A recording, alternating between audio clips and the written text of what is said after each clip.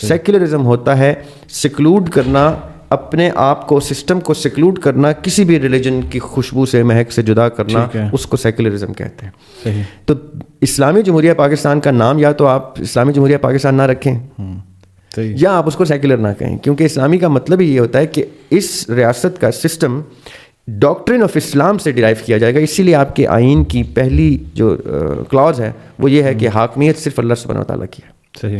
جیسے ہی آپ کا آئین, یہ میں ان لوگوں کو بھی کہہ رہا ہوں جو سیاسی لوگ ہیں, جو ڈیموکریٹک لیڈرز ہیں پارٹیز کے, اور وہ اسٹیج پہ آ کے پاکستان کو سیکولر ڈکلیئر کرنے کی ناکام کوشش کرتے ہیں.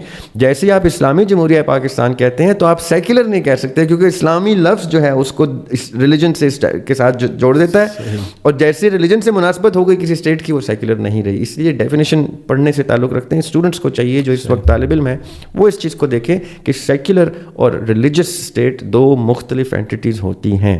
پاکستان اپنے آپ کو مدرسے سے جدا نہیں کر سکتا, مسجد سے جدا نہیں کر سکتا, دین سے جدا نہیں کر سکتا, کیونکہ اگر پاکستان سیکولرزم کی طرف جائے گا تو وہ اسلامک ریپبلک آف پاکستان نہیں ہوگا. وہ کوئی ڈیموکریٹک ریپبلک آف پاکستان ہو سکتا ہے, وہ اسلامک ریپبلک آف پاکستان نہیں ہو سکتا. میں یہ ایگزامپل دے رہا ہوں ڈیموکریٹک ریپبلک کی. اب یہ تو ہو گئی بات کہ سیاست آپ نے چاہتے نہ چاہتے ہوئے تسلیم کی ہے دو طرح سے, ایک پیدائشی طور پہ حق اور باطل کی سیاست کی, دوسرا جب آپ نے اسلامی جمہوریہ پاکستان کیا تو آپ کا ایک اور سیاسی سٹینس اسٹیبلش ہوا ہے, جو جناح کا سیاسی سٹینس تھا, جو مسلم لیگ کا سیاسی سٹینس تھا, کہ سیکولرزم سے اسٹیٹ کو جدا کر کے religious theology based state establish کی جائے. یہ ایک سیاسی سٹینس ہے. اسی لیے لوگ اکثر مکس کرتے ہیں. لوگ کہتے ہیں کہ دریاب ہاشمی جو ہے وہ جمہوریت کو اسلام سے متصادم قرار دیتے ہیں اپنی گفتگو میں, تو جناح نے بھی تو جمہوریت کے تھرو پاکستان کو جیتا تھا. تو جمہوریت کے تھرو نہیں جیتا تھا, سیاست کے تھرو جیتا تھا.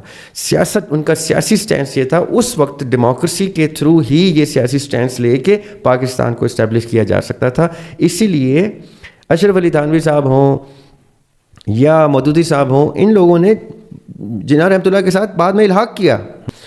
اس وقت کے مسلمانوں کا ماننا یہ تھا کہ آج بھی جو مانتے ہیں وہ کہ مسلمان ایک ریاست میں قائد نہیں ہوتے, مسلمان جہاں بھی ہیں وہ ملت اسلامیہ ہیں, وہ ایک قوم ہے, ایک ملت ہے, ایک امت ہے. اس لیے ان کو ریاستوں میں نہ بانٹا تقسیم کیا جائے, بارڈرز نہ لگائی جائیں. یہ مان لیا, یہ بات خوبصورت بات ہے. اس لیے پاکستان کا مسلمان اور ایران کا مسلمان اور سوڈان کا مسلمان ایک ہی امت ہے, کیونکہ ان کو بارڈرز ویسے بھی جدا نہیں کر پا رہی ہیں. ایک ہی کلمے کو, ایک ہی رب کو, ایک ہی نبی کو, سب ایک ہی کتاب کو مانتے ہیں. تو ان کو بارڈرز کی ضرورت نہیں ہے. مسئلہ یہ ہے کہ دنیا ایسے نہیں چلتی. پیرالل میں دنیا کا اپنا ایک سسٹم اسٹیبلش ہوتا ہے. یہ بھی ایک سیاسی سسٹم اسٹیبلشڈ ہے جو دنیا کا آپس کی بارڈرز کی جنگیں, یہ سیاسی جنگیں ہوتی ہیں, یہ انٹرنیشنل پالیٹکس ہوتی ہے.